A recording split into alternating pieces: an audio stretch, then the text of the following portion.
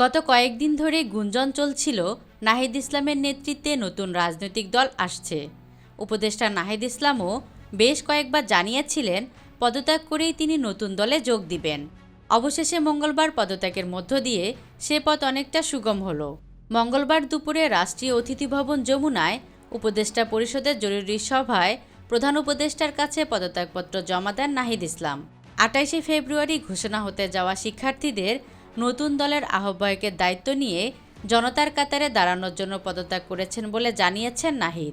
এদিকে নিজের verified Facebook পেজে পদত্যাগপত্রটি শেয়ার করে নাহিদ ইসলাম বলেছেন, জুলাই অভ্যুত্থানের শহীদ যোদ্ধা ও আপামর জনগণের আকাঙ্ক্ষা বাস্তবায়নের দায়িত্ব নিয়ে আগস্টে সরকারে যোগ দিয়েছিলাম, কিন্তু সেই স্বপ্ন কেবল সরকারের ভেতরে থেকে পূরণ করা সম্ভব নয়। তাই আজ আমি সরকার থেকে বিদায় নিচ্ছি একটি নতুন রাজনৈতিক শক্তি গড়ে তোলার প্রতিশ্রুতি নিয়ে। লড়াই শেষ হয়নি, শুধু নতুন রূপে শুরু হচ্ছে। তার আগে এক স্ট্যাটাসে প্রধান উপদেষ্টার প্রেস সচিব শফিকুল আলম শুভেচ্ছা জানিয়েছিলেন নাহিদকে। তিনি বলেছেন, হয়তো একদিন নাহিদ দেশের প্রধানমন্ত্রীও হতে পারেন।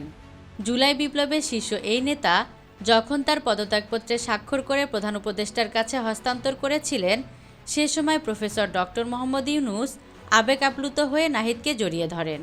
বৈষম্য বিরোধী ছাত্র আন্দোলনের কোঠা বিরোধী আন্দোলনের সময় মুখ্য সমন্বয়কের দায়িত্ব পালন করেন নাহিদ ইসলাম। পরে ছাত্র জনতার গণ অভ্যুত্থানের মুখে ৫ আগস্ট ভারতে পালিয়ে যেতে বাধ্য হন শেখ হাসিনা।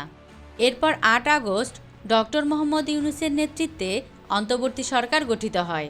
সেই সরকারের উপদেষ্টা হন নাহিদ ইসলাম।